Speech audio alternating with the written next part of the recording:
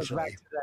There's a lack of understanding of then why the warfare is so significant, why religion, why all the denominations, why all the blah, blah, blah, why the genetic warfare, why the transhumanism, why the, occultic underminings of everything going on. It's actually, like you said, strategic seed warfare, for lack of a better word, to keep you from understanding the love of God. That's all it is. Because if you go to biblical texts and also extra biblical texts that came out of the Qumran, the caves of Qumran, and the Dead Sea Scrolls, and the different extra biblical texts that we've been given permission through biblically to address. Not that it's canonized as scripture or equal to scripture, but it assists in understanding scriptures, like Enochian text, First Enoch and Jubilees and Jasher and these other books that are referenced in the Bible.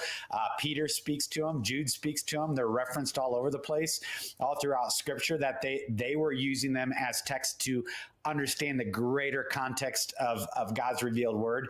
But that the reason why you are such the object of hate at the powers of darkness. So they'll work through men, they'll work through religion, they'll work through moral failings, they'll work through corruption, they'll work through divorce, they'll work through addictions, they'll work through any angle they can, is because through the extra biblical text, they were never going to be allowed the grace and the mercy of God. And we are.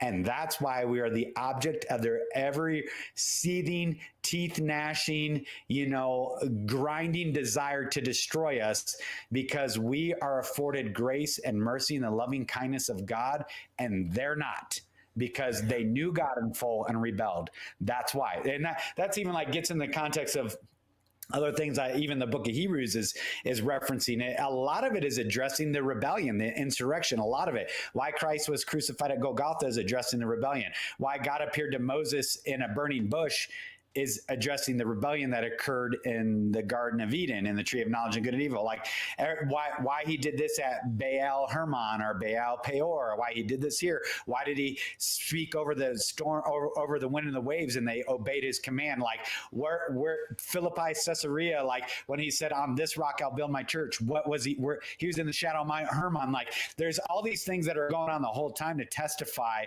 to the breadth and depth of this cosmic warfare that's been going on against us as image bearers of the Lord God Almighty. So much so that it even gets to genetic warfare based level.